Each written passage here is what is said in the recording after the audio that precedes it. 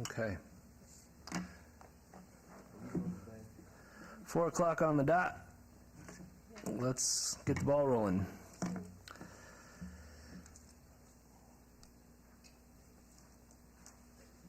Good to go? Afternoon, everybody. Items listed on the agenda may be taken out of the order presented. 2 or more agenda items for consideration may be combined, and any item on the agenda may be removed or related discussion may be delayed at any time. Backup material for this agenda may be obtained from Luann D. Holmes, City Clerk, at the office of the City Clerk, 495 South Main Street, 2nd floor, or on the city's webpage at www.lasvegasnevada.gov. I'd like to call this Parks and Recreation Advisory Commission to order. Clerk, may we begin a roll call? Chair Becker excused. Vice Chair Niger? Here. Commissioner Sherman? Here. Commissioner Armenian? Here. Commissioner Gabray? Here. Commissioner Howard? Here. Commissioner Keller excused. Commissioner Martin? Here. Commissioner Zamora? Here. Commissioner Burgos excused. Commissioner Cornwell? Here. Commissioner Robinson? Present. Commissioner Stitt excused. Commissioner Bokitz? Present. Thank you, Chair. You have a quorum. Wonderful, thank you very much. Moving on to item number 2, an announcement regarding compliance with open meeting law. Are we in compliance? We are in compliance, Chair. Fantastic. We'll move on to number 3 then. Public comment section. Comment during this portion of the agenda must be limited to matters on the agenda for action. If you wish to be heard, come forward and give your name for the record. The amount of discussion, as well as the amount of time any single speaker is allowed, may be limited.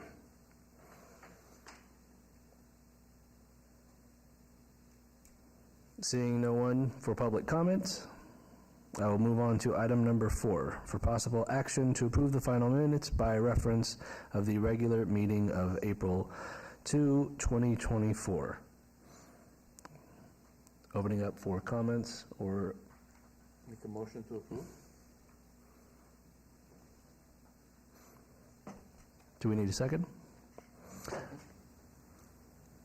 Second. Second. Okay. Any objections? All in favor? Aye. Aye. Any opposed? I thought I said that. Very good. Motion carries. Moving on to item number 5. Report by the Department of Public Safety regarding issues at city facilities and parks, all wards.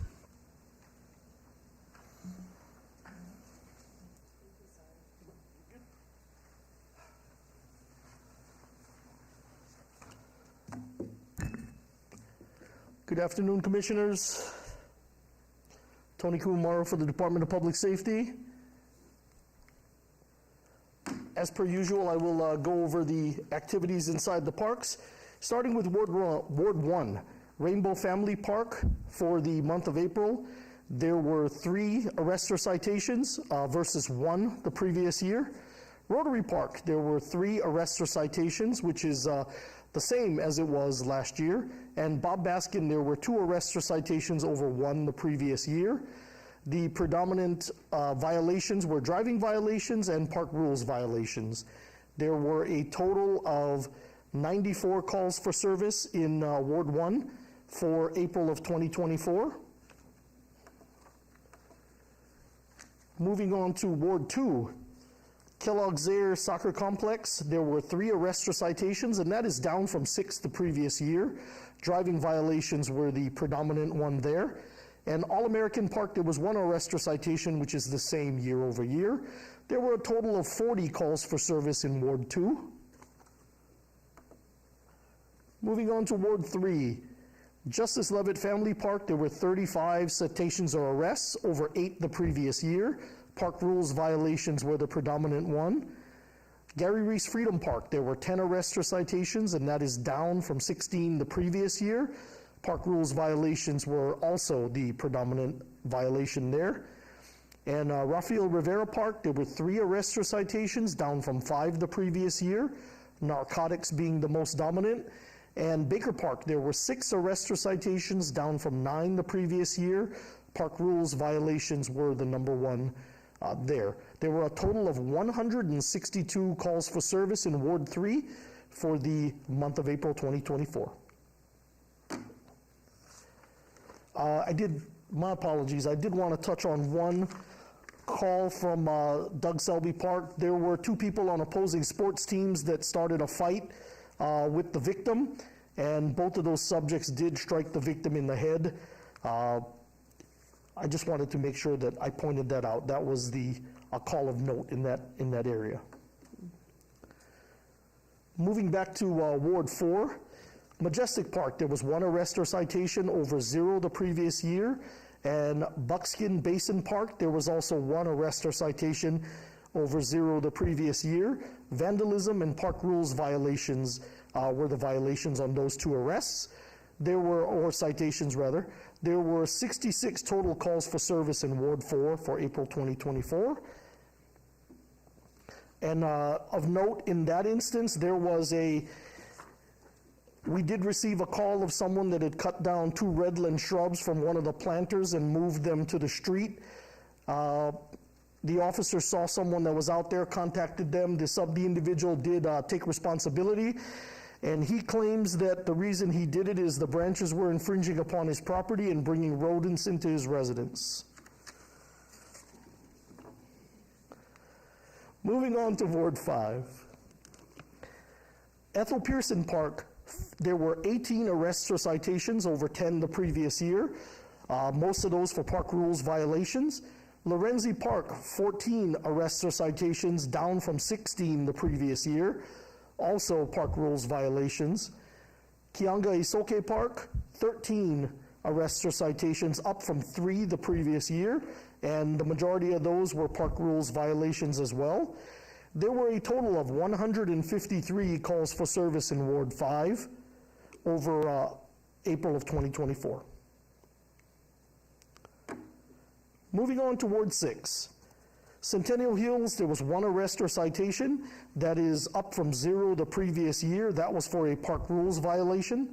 There were 45 total calls for service in Ward 6 for April of 2024.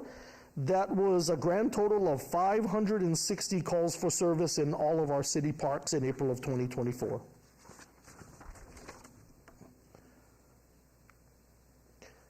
Moving on, our trailer cameras. 1 is still deployed at Doolittle, Kianga Isoke Park in response to not just illegal shootings, but the rise in activity in that area.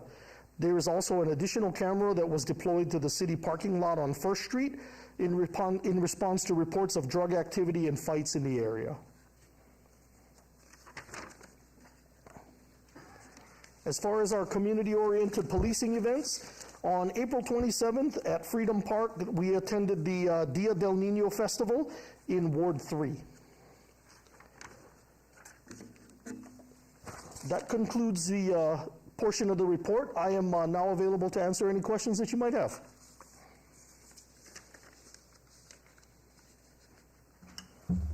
Any questions? Commissioner Martin, Ward 2. Tony, Yes, sir. you see these more or less repeat violations every month. Is there anything that you can think of that we can do to facilitate your operation? Facilitate our operation as far as? As far as, decreasing these number of calls? Tony Kumar, Department of Public Safety. Commissioner, I don't believe that that's the case. I believe that as much can be done with the signage, and we continue to work with our partners from Parks and Rec as well as all of you, to make sure that we have posted signage. Every park has multiple points where the park rules are posted. In some cases, it's just people that do not read those rules, and in other cases, it's people that simply don't care, and that generally tends to be the issue that we have. One of the things that is always something that happens in society, and our parks are no different, is sort of the you see someone else do it, then you assume that it's okay. So, that becomes something where education is important, and we do our very best to contact people and, educate as well as, enforce. We use a lot of discretion in that. If this is someone that we've never spoken to before, then citations or arrests are not generally our first line of activity for that. We would prefer to speak with them and educate them about what the rules are and, have them enjoy the properties for what they are, sir. Okay, thank you. Yes, sir. Commissioner Gabri, hi, Tony. Hi there. The question I have is the park violations. For example, in Doolittle, they Yes. don't have even enough parking. So what kind of issue you have so far?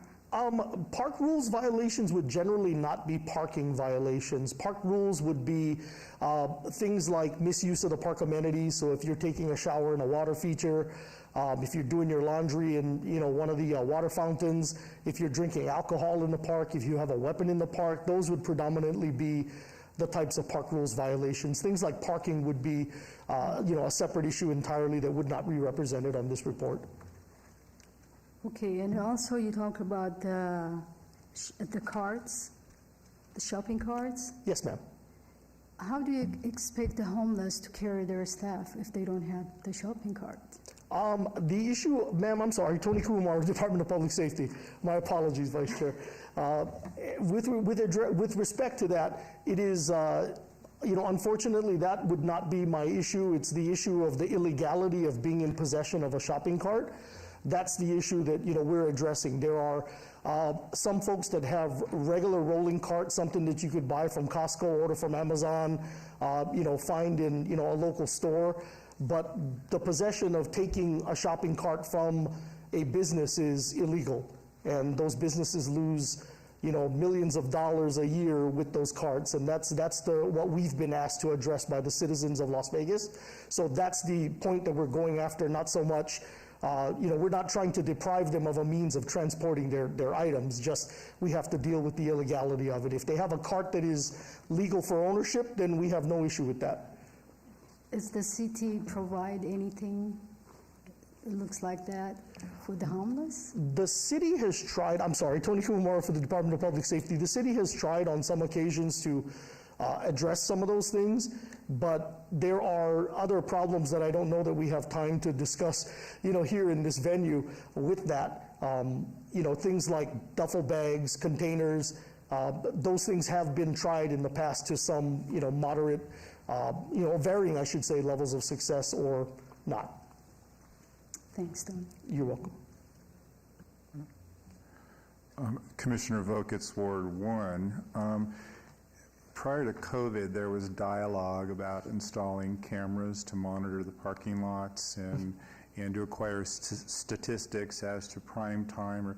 Did that ever gain any footing, or do you have any idea of the status on that? Is that a viability or a solution? Tony Kumar, Department of Public Safety. Sir, regarding that, there have been strides made to put those cameras in the parks. Unfortunately, I was involved in the early stages of that, and I will tell you that we are making progress. I say we being the city as a whole. However, there are some challenges with those systems that most may not necessarily be familiar with, such as, although it looks like there's electricity all over the park with lighting, there is, one of the issues we ran into is voltage. Some of those are 480 outlets that you can't power a 110 piece of equipment off of, so that takes a lot of doing to get some of this stuff to work. So although, it looks like a pretty simple, piece, a lot of that infrastructure does not exist in these parks. They were never built with that smart park capability from the beginning. So now that retrofit process is something that is being undertaken. There have been some pilots, and there is continuing progress being made, over all of that. And I think I can let some of my counterparts speak to that more than I can. But yes, sir, there are actions being taken, and there have been some pilots run regarding those cameras.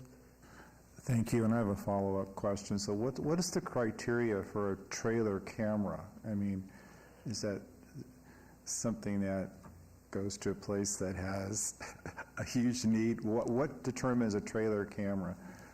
Tony Kumar, Department of Public Safety, that would be, there's going to be a number of factors that's going to be in there. I would say, a lot of it's going to be either severity or recency of things, complaints from the public, or issues that are not as readily, apparent. In other words, you can't sit there for 10 minutes and see the problem. It's something that needs sort of a time-lapse view where you'd have to look at it for, an extended period of time to determine what is going on there. And in some cases, they are just used as a deterrent, as in many cases, when people see those lights and they know they're on camera, they prefer not to be in those areas. The issue with them, unfortunately, is we would love to deploy more of them, but there is something called cost that is a factor. If that were not a factor, I would love to have more of them available, sir.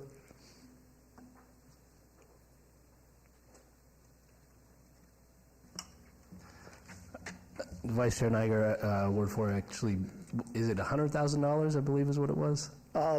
Tony Kumar, Department of Public Safety, that is approximately what the cost of each one of those is, just for the unit and not the ongoing upkeep, maintenance, and fueling for those. So if you ever encounter a very wealthy patron of our parks who would like to donate $100,000 to buy a trailer, I'm sure we would definitely could find a take place for it. Yes, sir. All right, any other questions or comments from the commission? Oh, there we go. Commissioner Cornwell, I have a question on the permanent cameras that you have throughout the different parks and stuff. How do we go about getting those viewed when we have an issue? How do we do that? Because I know we've had several incidences at the Healing Garden, and if we can pinpoint when the theft is happening and the destruction is happening, then we could get a better idea of how to go about preventing it. Absolutely. Tony Kumar, Department of Public Safety. I'll tell you that really, the issue comes down to staffing and technology.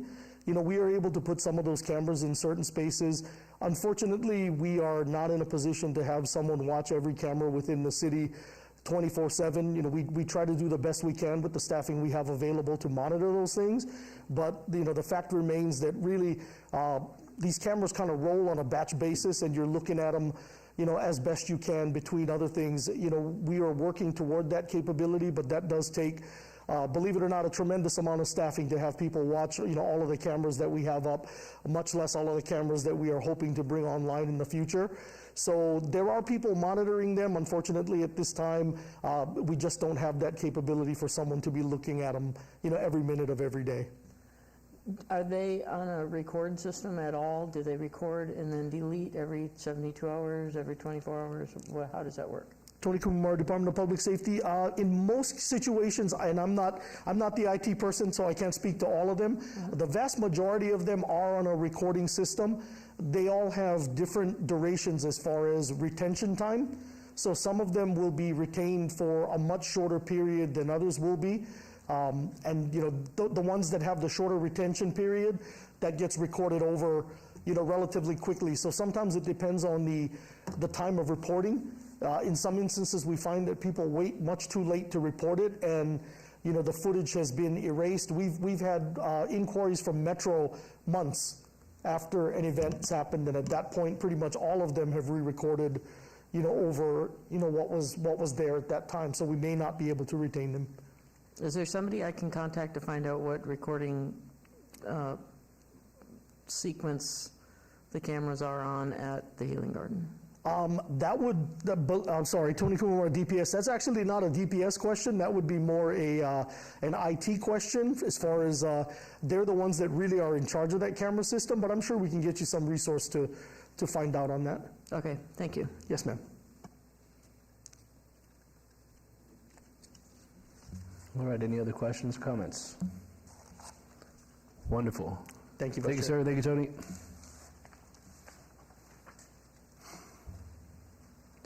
Moving on to agenda item number 6, report by Steve Glimp, Parks and Grounds Maintenance Manager regarding park maintenance updates, all wards. Good afternoon, Steve Glimp, Manager of Parks and Grounds Maintenance. Just a few little updates from since we last met. 2 Fridays ago, we had Arbor Day. Rained pretty hard, but despite that, about About 80 people showed up, got 26 trees planted. It was a really cool event. Our splash pads are now open. They'll be open through September 30th. The SNWA had reached out to us, and we're working with a multi-agency kind of working group to identify further efficiencies in our irrigation systems. It's very cool. It's kind of taking the next step forward other than just reducing turf. And then Rancho Okie Dog Park, you guys should have all gotten an email with the survey results. Pat is going to discuss that at the next meeting here in June and take your recommendations for the naming of that park. And I've got just a little update on some of the stuff we've been working on. In Ward 1, Cultural Affairs facilitated this. They got a mural painted at Doc Romeo Skate Park. Turned out really nice. If you get a chance, drop by and take a look at it. Rainbow Family Park, new batting cage and new monument sign at Okie is in progress. We've just finished Doc Romeo Field 8 fence repair, 20 new trash cans at Betty Wilson, and we're working on some upgrades to the handball court per a citizen request at Bob Baskin. Ward 2, Kellogg's Air, concrete curbing. We've been doing this since we started doing the artificial fields, just kind of identifying spaces where the landscape rock or whatever is migrating out onto the field. So we're just kind of taking that process down. We'll be kicking things back off again with turf replacement at All-American. I think July is when we're going to start on that. And we'll be doing fields 3, 4, and 5. Ward 3, just resurfaced and striped the parking lot at J.C. Levitt, the south parking lot there. And then upcoming stuff, we've got, we're painting the playground at Freedom Park, the big playground. Let's see, Ward 4, Majestic, new 2 to 5 playground. Wayne Bunker skate park fencing renovation in progress. It should actually be done this week, so I'll have some photos of that for the next meeting.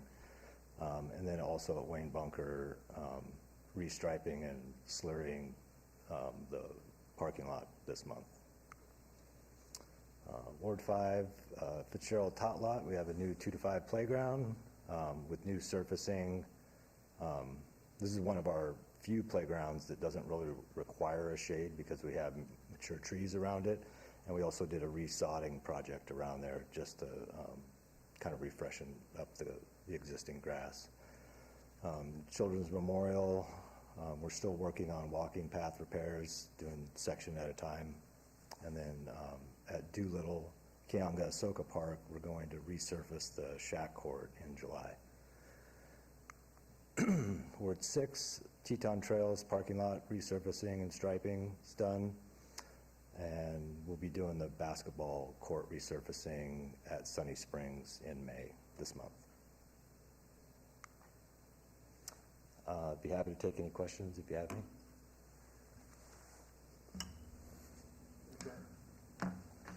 any. Commissioner Martin, Ward 2. I was one of the commissioners who did the tour out at Floyd Lamb, Tule Springs Park. And a couple of the things Jody, the guide, brought up. One of the things was feeding the birds. And I noticed at Kellogg Zaire Park, we've actually got signage that it doesn't say just don't feed the birds, it gives an explanation. Yep. I didn't check Floyd Lamb Park, but do we have those type signs out at Floyd Lamb? Steve Glent, Manager of Parks and Grounds Maintenance. Yes, we have them at most of our regional parks. Some exceptions would be Levitt because we don't really have a problem there. Lorenzi, Floyd Lamb, Centennial Hills, KZ. So, yeah. Thank you. Vice Chair Niger, Ward 4. I had a question since I saw that giant light structure in that last photo. Just curious, has the department been working on energy efficiency, like lighting conversions to LED, anything like that? Is that something that can be done, or? It is something that's done. It's not really in our wheelhouse. It's our traffic engineering department does all the lighting that's on poles in the parks, and they've been going park to park as they can with their budget and converting to LED and things like that. So. That's great. Awesome. Thanks. All right. And we got one more. Okay. Is it okay? All right. Thank you, Mr. Gant. Commissioner Sherman at large, first of all, I want to commend you on the beautiful Tule Springs. It was just gorgeous. We really appreciated having that tour. And Jody Drainville, who's one of the monitors, she gave us an excellent description of why the birds and the geese and the fowl should not be fed to a level that most of us would not know, and certainly the public would not know how it actually hurts the fowl. And I know it's cost prohibitive to do a handout for people, but I am wondering if something could be done through the city communications office. I know they occasionally put things out on Nextdoor, for instance, the app. She explained how it actually deteriorates their bone system, the entire thing. I don't think the public is really aware that they're causing damage to the fowl, and I'd like to see if there was a way to educate the public so that maybe in some of the parks, or maybe even having signage like at Lorenzi Park and different places where people would have a better understanding that it's not just a nuisance, that there's actually some health issues to contend with. Steve Glint, manager of Parks and Grounds Maintenance. I really like the idea of having our Office of Communications do some outreach, and we have a monthly meeting with them to talk about topics like that, and I'll definitely bring it up. That would be great. Commissioner Gabre. Hi, Steve. Hi. We do have signs not to feed the birds, isn't it? We do have every parks. Yes. So is that any tickets have been given to the people that are feeding the birds? That would be a Tony question, but not that I'm not aware of anybody actually being cited, even though it was made a misdemeanor. So. Because I notice when I go to park, I see always, people feeding the birds. Yeah.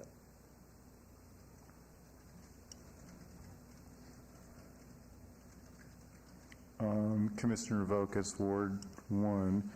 I just want to commend whomever, I don't know whether you're the individual or not, the participation in the C-Click Fix program. I've used it to report issues at Aloha Shores and at Bill Breer, and I've gotten responses that it's been fixed. So I'm wondering if people know that this program is out there, and it would be something to add to a communication program where any individual, any patron can report a problem, and it's not just Parks and Rec. I think it's also issues with streets and whatnot. But Yep. the C-Click Fix thing actually works. So I just want to thank whomever for that program and that participation. Steve Glint, manager of Parks and Grounds Maintenance. Thank you. Yeah, it does work really well. We actually have it interfacing with our maintenance management software now, so those tickets go straight to our work order system.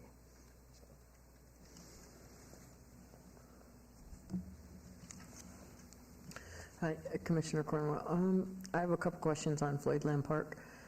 Is there a way we can do some kind of a seed sale as people come into the park? I just know from in Wisconsin, for example, which I know is far away, but they have the same issue there at one of their major parks, and they started a seed program where they sell little bags of seeds for $1 or $2 or whatever, and then they or if somebody's bringing bread or something, a one-time thing, they turn in their bread and then you give them a bag of seed. Would that be something we could try, or? I mean, it would take some research and looking into it. My first initial thought would be you could possibly be spreading a bunch of invasive plants by putting seed out there, and that's with the water in that area, it would be really easy for them to germinate and take hold. So that would be one of my big concerns, but it's definitely something we could look into. And then one more question. Is there something that we can do at Floyd Lamb Park with the equestrian section of that the barn and you have the arenas out there, and it's all just kind of there and not kept up right at the moment because there's nobody out there renting that space. Is there something we can do with that space for a public equestrian area? Steve Glent, manager, Parks and Grounds Maintenance. Are you referring to the hay barn? Yeah, the big hay barn, the big white barn, and then it has all the stalls and everything out there. Yeah, the hay barn is dedicated for special events. Whether an equestrian special event would qualify, would be a question for a little bit higher up than me, but something we can look into. Okay, if you can give me the information of who I need to speak with, that would be great. Will do. Thank you.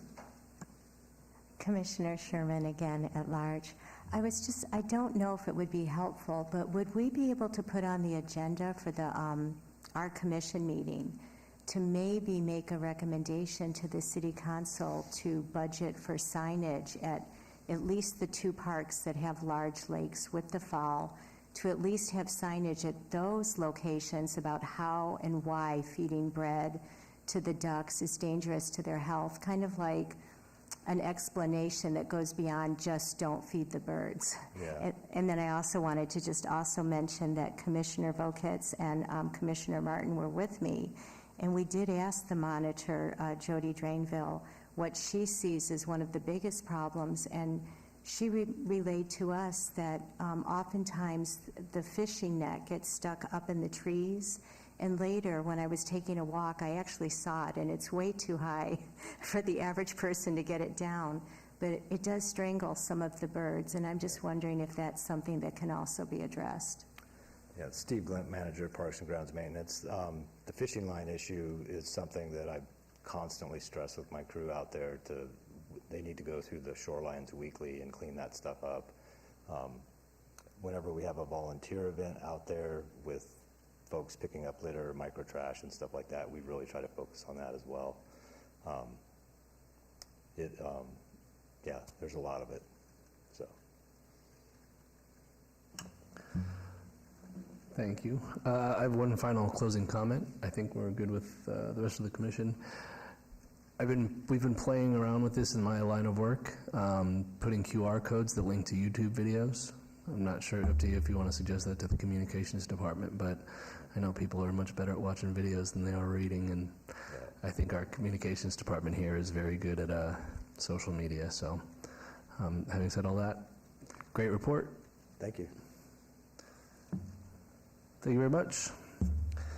Moving on to item number 7, report by Aaron Rodkey, Recreation Manager regarding recreation and center updates, all awards. Hello. Hi, good afternoon or good evening. Aaron Radke, Recreation Manager. Today I'll be focusing on the continuing emerging trends, some facility updates, hot topics, and events and attendance, along with some awards that we recently received. The pictures here, we had some damage out at Mountain Ridge Park. We had a lady that drove her car into the pole, which damaged the footings along with the fence. And we're in the middle of repairing that. There has to go through the insurance and such. So I want to make you aware of that issue. It happens every now and then, but unfortunately, no one was hurt, so we're good on that end. This is the update for CMDH Pool. This is over in Freedom Park. I spoke briefly about it, some of the issues we were having over there, so we're getting ready for our summer, and the pools are reopening. The staircase, they have re-welded different parts of it and makes it very secure. I think it looks phenomenal. They repainted. Everything is fresh and renewed, so the kids will have a great time, and the families. This is one of our high-use pools in the east side of town that they do a lot of birthday parties. We have our summer camps there, and just overall use throughout the summer times. Veterans Memorial Community Center, this is the updated pictures as just a couple days ago. The front lobby's almost complete, as you can tell on the picture on the left. And then the restrooms are coming along. They look, we're a few more months out. They're trying to finish it up just before summer camp starts in a couple weeks. So the bathroom project should be done on that side of the building where the kids are. And the lobby should be finishing up here soon as well. Then they'll move to the other restrooms on the opposite side. So I wanted to update you a little bit with Corporate Challenge. We're just a few days out. We finished this weekend. We've had some phenomenal turnout. Unfortunately, the weather has it played a factor this whole season. The other day with the winds, we had to move programs inside buildings. We had to cancel the B-Pong game, so that's rescheduled for Saturday along with some of the closing activities. Savante will do a whole overbrief next month of all the stats and all of that great stuff, but I wanted to kind of keep you guys in the loop of what we've achieved so far. So these are just some pictures from the swimming, softball, the runs, and the ping pong sections of Corporate Challenge this year. We've been really happy with the turnout. Staff's been working exceptionally hard to make sure everything is going as smoothly, and then just on the fly having to change venues, having to move different programs, communicating with all the companies that are involved in that. So they've really done an overwhelming, fantastic job for us this year. So on to the active adult centers. This is some of the fun stuff we did last month. So they did a Mad Hatter lunch, and if you see some, you might even have some people you might know in those pictures, but they had a good time at the luncheon there. And then the spring tea we had over at Leeburn Senior Center, Active Adult Center. These are some of the things that they do every month, different themed. We're heading into Doolittle Senior Active Adult Center. Will be doing we do an annual Mother's Day tea. This year we're working, it's actually going to be held at Legacy Park. We're kind of maintaining they have a partnership that they are doing this year. So there'll be about 250 seniors at that event, which every year they have a showcase of musicians and things like that. So it's a fantastic event to go to, and along with all the other activities that they do throughout the month. Let's see, moving forward, let me get here. It's going slow, sorry. It went backwards. Why is it doing this? There it goes. I think I lost the thing. Did it go back to, okay, sorry. So one of the other issues that we had at Chuck Meeker recently, we are redoing the floors in the badminton, or some of the courts, and with that we have the workers that have been doing it left a pebble in the door, which left the door ajar in the back part of the building, and we did have 2 people come into the building early morning type of a situation. The alarms did go off, so marshals came and they arrested those 2 individuals, and we went through with the staff again on securing the building and making sure that our because that's the workers that do the actual floor that propped it open, didn't close it all the way.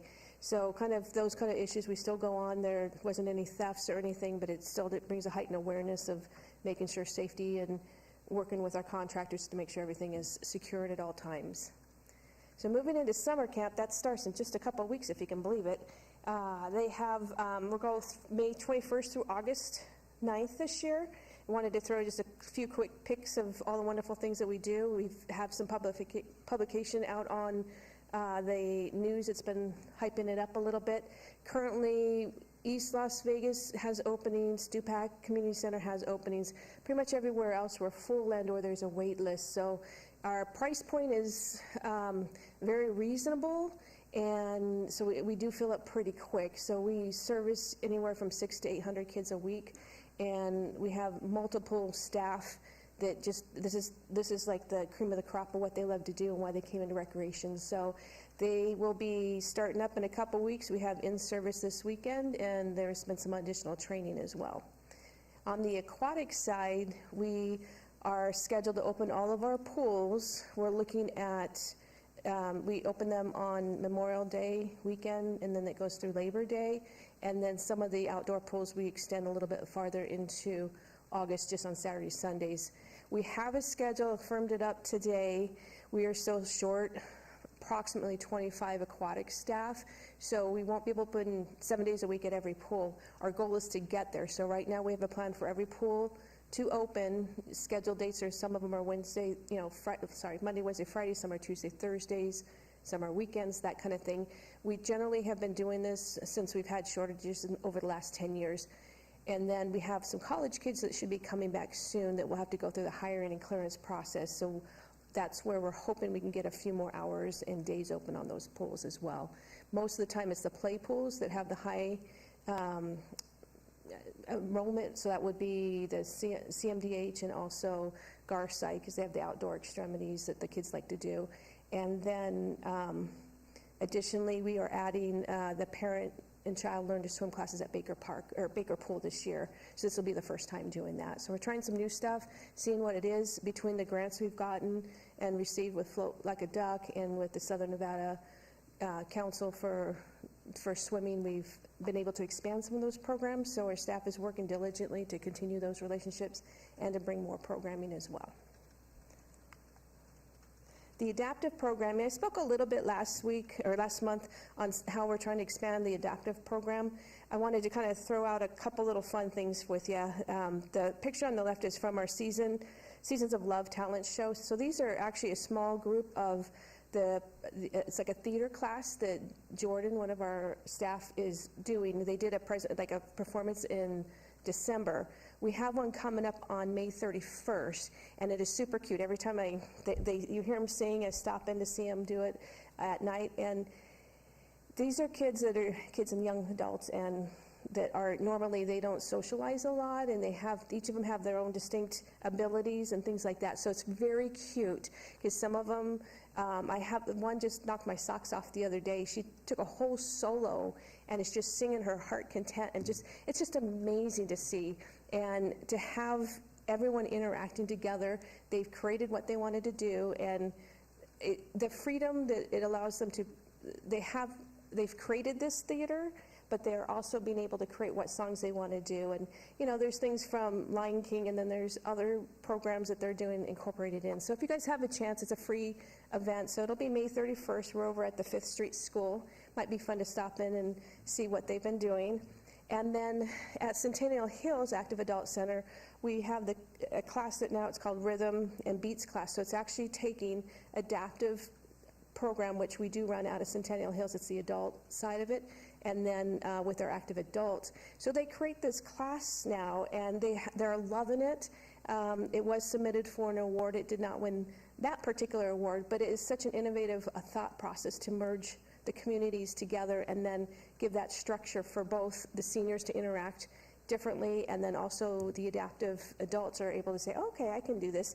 We had to modify like you'll see in the picture, there's some that can use drumsticks, some can't, so they're using pool noodles. We have some of the active adults can have a little bit more mobility, so they're able to move a little bit more, but it's a beautiful little symbiotic program. So I wanted to kind of let you know about that one. And then we just recently had our Nevada Recreation and Park Society conference, and we had numerous programs that we sent them in to become awards and see if we win. So we did win 2 awards this year. The adaptive program won their award for the wheelchair football. That was from this past fall when we partnered with the Raiders, and we just they started a program. We're working with them again. So now there was the 4 cities that they do them, and now this year I believe there's going to be 6. So we're back in play with that. We work with an MOU, and they have grant funding, and that allows my adaptive staff to go and see some of these other cities to see how they can put it on. We were the last of the circuit last year, and they are still ranting and raving of it was the best layout. The staff went above and beyond, working with McCarran to get all the wheelchairs accessible off the planes, all the players off the planes. They worked with the hotels and got everything arranged, and it's a very unique circumstance, and I'm glad that we're able to jump in early on, because across the nation it's just growing, like they're adding more and more. So part of the innovative program that we have. And then on the other program award, that is for the bee pollination that they did over at Floydland Park. So this is through the special events unit, And Jana has a huge heart, and it was a project that she's taken on, and they actually won the award, so it was very different, something that hasn't been done in a while too. So when you think of Floyd Lamb, you guys talked about it a lot today. You got the birds, you got the bees, you got the rabbits. We had the owls, so as soon as we get some more of those female owls, we'll have some more. So it's just a way that our whole division ties together, and it's a nice way to see how we're able to help the community, educate the community in different factors, and then able to do workshops and programs for the kids and for the adults, especially out there where that park is huge. And so that was, sorry, I didn't do my little highlights. There you go. And that's all I have right now. Do you have any questions? Or? That was wonderful. Congratulations on the awards. Thank you. Opening it up to comments or questions from the commission. Commissioner Voketz, Ward 1. I just have one question. Is Parks and Recreation, are they a member of the National Recreation and Parks Association? Yes, Sarah Radke, Recreation Manager. Yes, we are. That's it's called the NRPA, so it's the National Parks, and it's across the whole nation. So we do have staff that go to that as well, and that actually feeds into our CAPRA that we're starting some workshops for accreditation. So everyone, with our staff, we have members that have been members at large. Some are that now. So we had a president recently, and we just continue to be active in different parts, whether it's Nevada Parks and Recreation or the national. So is that a group membership? Individual. An individual membership. Right. Okay. So what it does with our department, moving towards accreditation, there's a lot of factors that go behind that, and qualifications that we have to do to get ready for that. So there are staff that they're called CPRPs, they're certified Parks and Rec, and they actually take tests and become that part of it, and that's their certification. It's additional one, and all of us can take that and become that part of it. And then there's the additional workload of writing parts of the CAPRA qualifications that are coming up, and that looks at everything from how our programs are, the involvement in the finances, the involvement in parks and relationships of all of that incorporates our department. Okay, thank you. You're welcome. Wonderful. Thank you very much. You're welcome. Thank you. All right, moving on to agenda item number 8, report by Mario Guzman, Homeless Service Specialist, Department of Neighborhood Services regarding homelessness in city parks, all wards. Hello. Hello. My name is Maurice Cloutier. I'm the Community Resources Manager for the Department of Neighborhood Services over homelessness initiatives, and I'll let Mario introduce himself. My name is Mario Guzman. I'm a homeless service specialist with the Department of Neighborhood Services. And so I just wanted to give a quick background with regard to our kind of continuum of care, if you will, within the city itself. We'll leave the street-based outreach for the last part so you can see how it all fits in. I apologize we don't have slides. We weren't necessarily highly prepared for this. So how many of you understand what resources currently exist within the city of Las Vegas jurisdiction to address homelessness, just so I can kind of gauge where I need to go? Let's give us a 60-second recap if you want. Okay. So we've got the Courtyard Homeless Resource Center. That is the main hub. We saw around 6,089 unique individuals come through their last calendar year.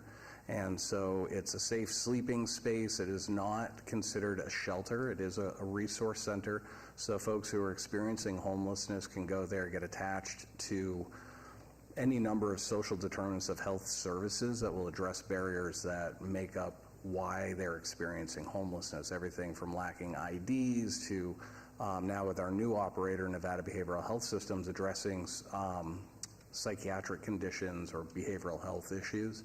So we have clinical therapists on site. We also have access to computers, electronics, charging. U.S. Postal Service delivers there. We work with several community partners to include DWSS, Division of Welfare and Supportive Services, as well as the managed care organizations who will go there and engage with their members from the Medicaid population It's low barrier. We also have a kennel as well, understanding that folks who have pets and are experiencing homelessness will most oftentimes turn down services if the pets cannot be accommodated as well. And so the Courtyard acts as our hub. We have a Ticket to Home program, which is in collaboration with Greyhound. So if you have family out of state, that can provide you with safety and security and support and not make you literally homeless, we can get you to them. Sometimes home is the best place to go. We also have the Arrow Fixed Route Shuttle system, because individuals experiencing homelessness often state that bus passes are difficult to obtain and to get to various places. So these are fixed routes that go to Social Security, hospitals, any other places that we currently have set up based on ridership. We have a Second Chance Employment program that also has master lease housing attached to it, so we can get folks employed, get them into housing so they can maintain employment for up to 90 days and then shift it out into their own secure housing. We also have stabilization and diversion funds available. Sometimes prevention is better than cure. So those are folks that we're able to keep from the homelessness system. And then lastly, we have the integrated housing program, which is around 40 units master leased, where we're able to take folks directly from the Courtyard, place them into housing, and work with them through intensive case management to get back on their feet and move forward. And then this all circles back around to the MORE teams, which are street-based outreach teams, and MORE stands for Multi-Agency Outreach, Resource, and Engagement. And it's a collaboration with 3 community partners who are nonprofit community partners who are West Care, Vegas Stronger, and Las Vegas Rescue Mission, as well as in law enforcement. So we have members from Metro's homeless outreach team, as well as our own city marshals. And that's where we get into the parks. We encounter folks who are camping all over Las Vegas, sometimes referred to as rough sleeping. There are 2 components to the MORE teams. The first one is the introduction of services, where Mario and his 5 teams will go out and engage individuals, see if there are any services they're seeking, transport them to those services wherever they are, and get them aligned with moving forward with their lives. For those individuals who are a bit more resistant and choose not to engage in that, there's the conditions team, which is sort of the enforcement aspect. And so the marshals will go out after Mario makes contact with them to give them, the address or location of those resistant parties. And so the marshals will go out with streets and sanitation and clean up and then address the lack of commitment, if you will, to accepting services and moving on. We do have a ton of data that we can get you guys with regard to ward-specific information, such as number of engagements, number of people who accepted services when they were encountered. The potential we can get some outcome data if they went into programming and what has happened since then. That's a little more difficult to get. We use the Homeless Management Information System as our data repository, and it's a lot of canned reports, so we would have to request some specific reports if there's anything that you guys really want to deep dive into. Do you want to, anything to add? Okay. I hope that is helpful. Thank you very much for being here. I'll ask a question real quick and then I see you. We love data, so by all means, please bring data if you've got it. That would be great. The question that I have on behalf of the commission is, you probably are best apt to answer the question, is when we encounter these folks within the parks, what do you recommend? I don't want to, abuse systems or overutilize resources by calling the marshal's office or whomever. Do we call the marshal's office, or do we try to, encounter them and direct them to, I don't know, your department? What do you recommend? Yeah, no, absolutely. Maurice Cloutier, Department of Neighborhood Services. So I would reach out. There's a contact number, 229-MORE, and give them a call. The calls will get dispatched to Mario, who will then go ahead and alert whatever teams are in field at that time to go ahead to that address and see what we can find. And he and his team are really good at following up with photos and lots of information just to show that, one, the teams were there, they were engaging folks, and then what the outcome from that engagement looks like, so whether or not anyone accepted services or if they declined. It takes on average 7 to 11 engagements to get someone to accept services.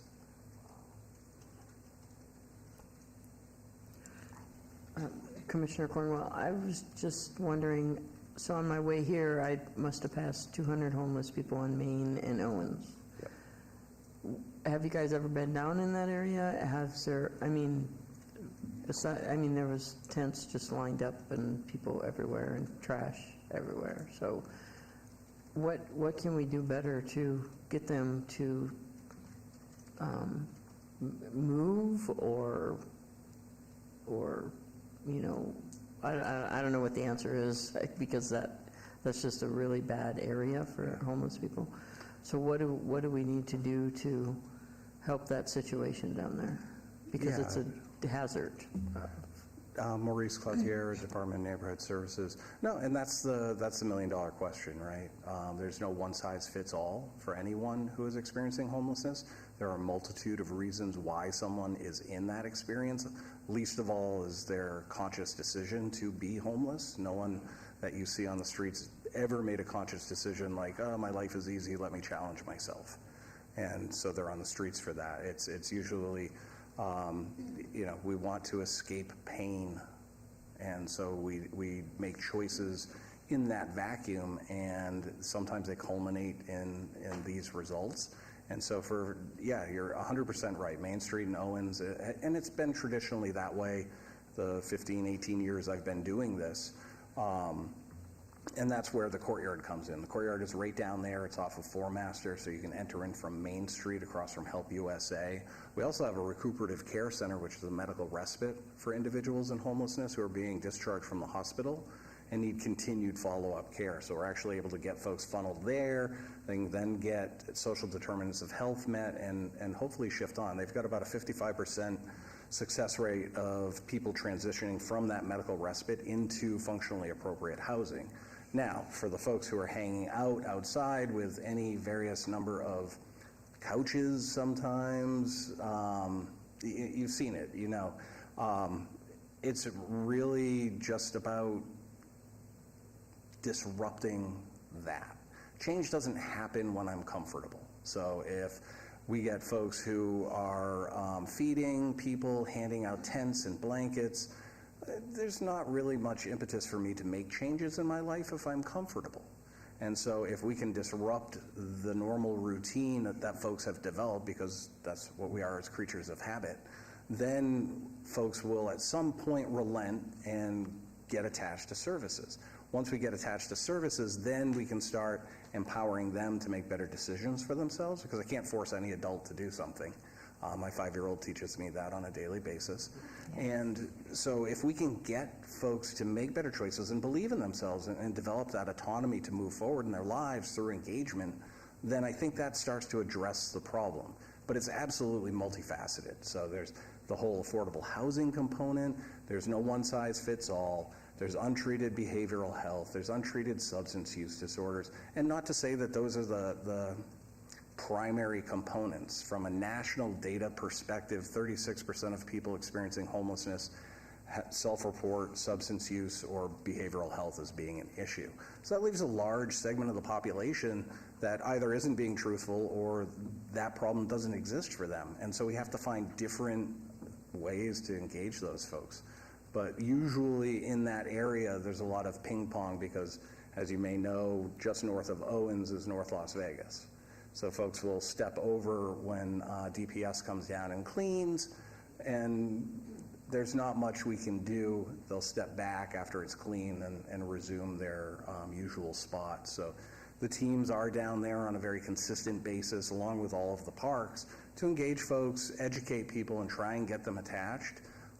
Again, the idea being if we're disrupting the behavior, then people will make changes. And it doesn't look like there are many changes happening down there, admittedly. But the courtyard, I just pulled the data this morning for last calendar year, the courtyard housed over 800 people So they were directly responsible for getting folks housing. And then Ticket to Home, we look at as housing too. And we sent 995 people home last year. So, I mean, we're making inroads. It's a very pervasive and sneaky social issue. Thank you. Good job. Commissioner Sherman at large, thank you for coming to speak to us today. I have two questions. One is, about 20 years ago, we used to have a transitional housing and rehabilitation program, MASH Village, and that was closed. I believe it was about 20 years ago. I had the privilege and honor to work with some of the clients there to help them get their GREs, and that really, I think, made a difference in their lives. I'm wondering if we're going to be having any programs coming on board that helps educate, especially those who want to get a GRE and want to have some rehabilitation so that they're not homeless. And then my second question, I'm not sure if I should direct it to you or the city attorney, is I am curious about how this Supreme Court, with this Grants Pass Oregon, how that might affect our city as well. Yeah, again, this is Maurice Cloutier with the Department of Neighborhood Services. So the first part, absolutely. Education is always one of those components. Through the years of doing direct engagement and then overseeing case managers, I've had tons of folks go to college and get into the secondary education and move forward. Not everyone, and people will sometimes go to vocational programs instead, and you know, whatever fits their circumstances. And so one of the pieces that I've been investigating is getting adult ed over at the courtyard for the evenings, so those folks who may want to continue their education or get their GREs, they have the opportunity to do that. So those are some ongoing conversations that I've been having. So we look to be able to bring that into the courtyard, because that's the other piece with regard to folks experiencing homelessness. If whatever the service isn't directly available, folks will rarely go out of their way to get to it. And so that's why with the behavioral health being brought to the courtyard is vitally important as well. The second one, I've been watching it as well. A lot of my colleagues throughout the country, we're paying very close attention to it. So I can't even begin to fathom how it will impact if Grants Pass is supported, how it will impact those experiencing homelessness. I don't think I'm creative or inventive enough to be able to understand that. Much like all of us, I think when the pandemic first hit, I don't think any of us thought, you know, this is something that would happen. And so I don't know what that looks like. I would be very interested to hear city attorney's opinion on that. I've reached out to some colleagues in the ACLU, and yeah, there's some legitimate concerns, but we remain hopeful and we continue doing this work. Basically, if the, John Rodilla, Assistant City Attorney, basically if the Supreme Court upholds the Grants Pass case, it would allow cities to enforce anti-sleeping and anti-camping ordinances in public spaces, including parks. So people who are sleeping or camping in a public space could be fined. The homeless advocates contend that it's a violation of the Eighth Amendment rights. Sleeping is a fundamental right in the public space. So I don't know when the Supreme Court is expected to rule on it, but it's this session. I don't know what month, but it is definitely this session, probably midsummer. I think June.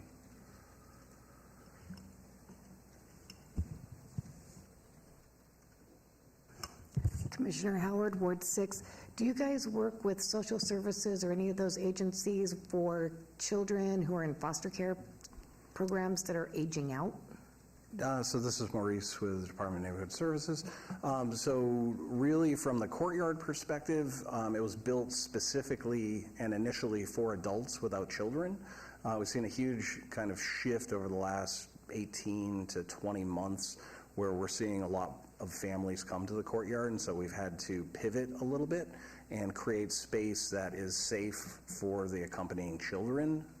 As long as they're with their parents, they're not considered unaccompanied. It gets very murky in those circumstances. But the agencies that specifically work with youth, if you will, age 16 to 24, our Nevada Partnership for Homeless Youth and Shannon West Homeless Youth Center, which is a part of Help Us Southern Nevada, and then St. Jude's Ranch for Children. And so they are more designed to support the younger population with their specific needs to be able to transition through homelessness. We would make those referrals, absolutely, if we encounter folks who are either unaccompanied minors. As mandated reporters, we're required to contact CPS as well as the marshals.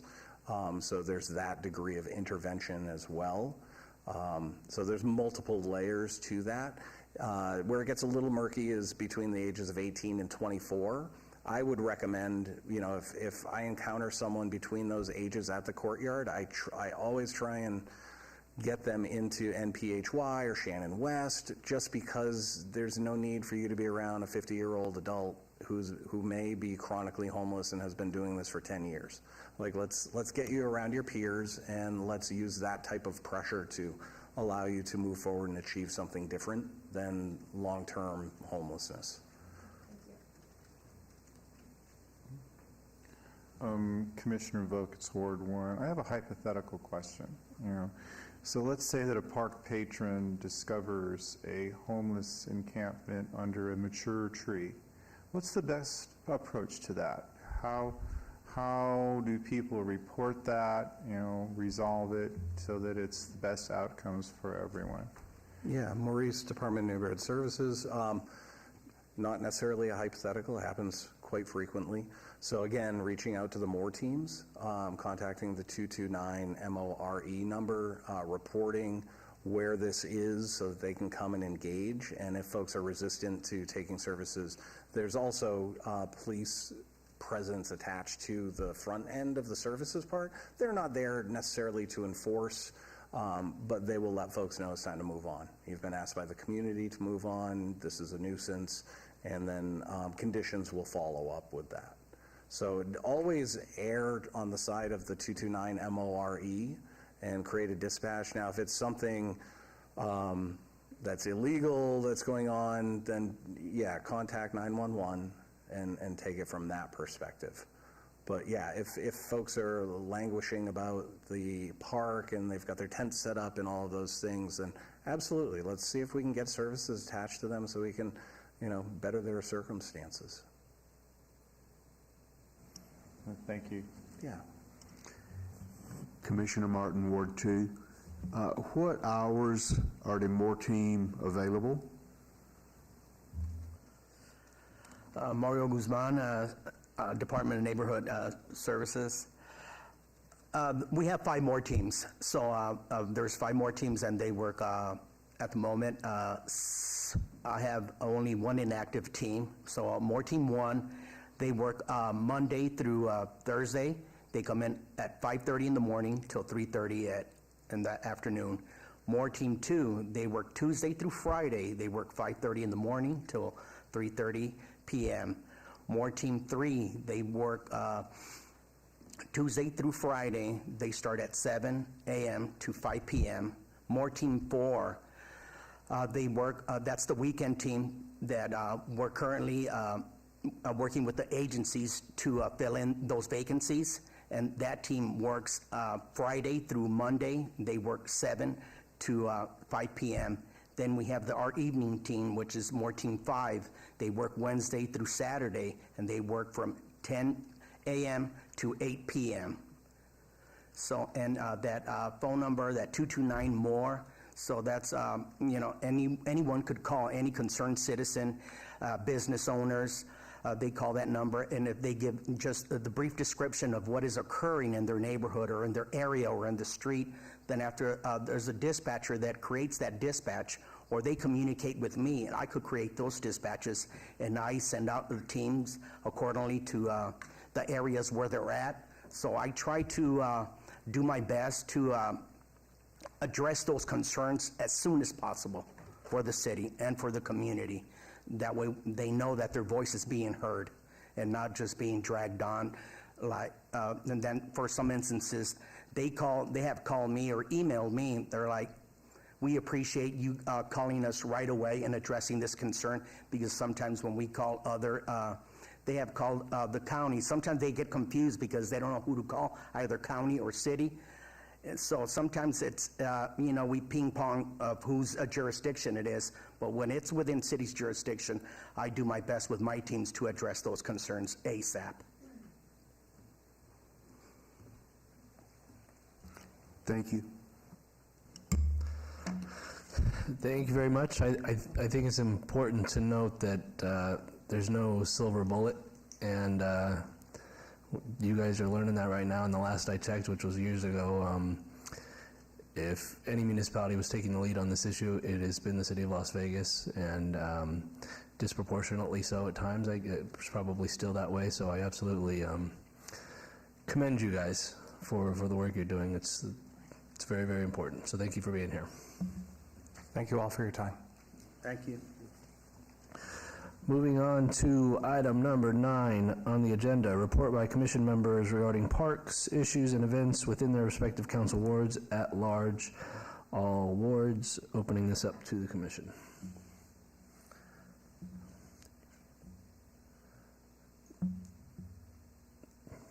Well, I'd just like to mention something that happened at Aloha Shores. It was a fun thing that happened in the middle of April. At Sunset Park, there was a national pickleball conference. So what that did is it displaced, at least 150, 200 people every day to the other parks, all right? Because they didn't have a place to play. So they would go to Aloha Shores or Bill Breer, Durango. But one of the nice things is that there is wards 1, 2, and 4 of Filipino-American Pickleball Club that hosted a sister club from Arizona visiting this national tournament. And they had a gathering at Aloha Shores and had a picnic, and it was an absolute fun event. But it brings to light the culture of pickleball, in which they combine competition with camaraderie. So whenever we develop pickleball courts, we should have a place to picnic next door so people can party. That's basically what I'd like to share.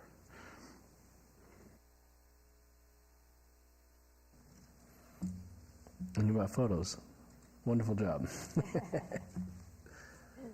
Any other comments? All right.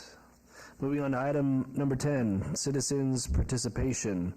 Public comment during this portion of the agenda must be limited to matters within the jurisdiction of the commission.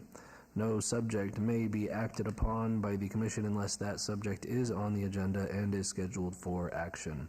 If you wish to be heard, come forward and give your name for the record. The amount of discussion on any single subject, as well as the amount of time any single speaker is allowed, may be limited.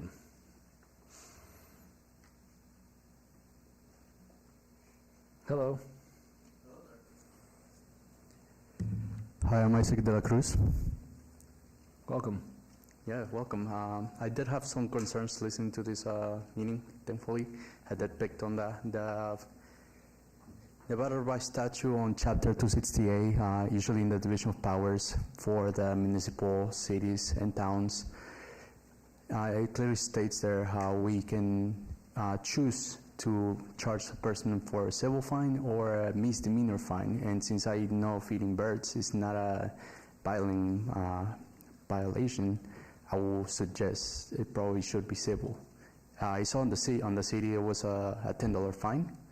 So I'm thankful at least it's not too pricey to pay if you feed the birds. But yes, I was just hoping for some clarification if it's a misdemeanor or if it's a civil issue. Vice Chair Niger, I'd like to defer to the City Attorney.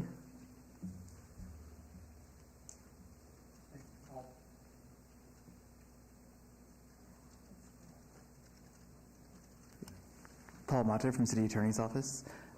Thank you for that question. I guess my initial question is I'm not sure which agenda item this question refers to, but off the top of my head, I couldn't clarify right now whether it would be a civil penalty or sorry, the question was...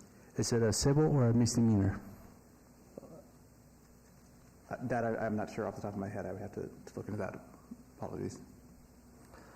Yes, I speak on it because I feel, well, I don't feel, I know that there are certain things that should be labeled for civil infractions and then misdemeanor infractions, which do carry criminal record into the person's into the persons whoever's being cited with. Vice Chair Niger, I believe we discussed this under item number 6. I think if you'd like, we can take your contact information and get you the answers that you need. Is that fair, or do you want to provide further? That's fair. Okay. Is that okay with you? Yes, I agree. Awesome. All right, we'll get your name and number, and we'll make sure you get your answers. All right. Thank you for being here. I seem to be the only one. Is it possible to ask another question? As long as it's pertaining to the, is it on the agenda? It is. When I watched everything, I was actually very glad of the work that people that came to speak before me. So thankful for everything that's been done to the parks and for the public currently. Okay. For the homeless issue, I have encountered some homeless issues too as well for the camping. As I can tell, you guys are tied up with the grants in the Supreme Court. The Supreme Court ruling, whether we're waiting on it. I do agree on the fact that sleeping is a human right, of course. Camping and making it your home is probably not the best idea, but it's what you live with what you have. So that is my last statement. There was a statement, right? Yes. Okay. Yeah. Wonderful. No, I appreciate you being here very much. Yeah, you're welcome. Thank you. Seeing no others, let's move on to item number 11, adjournment. This meeting is adjourned. Thank you.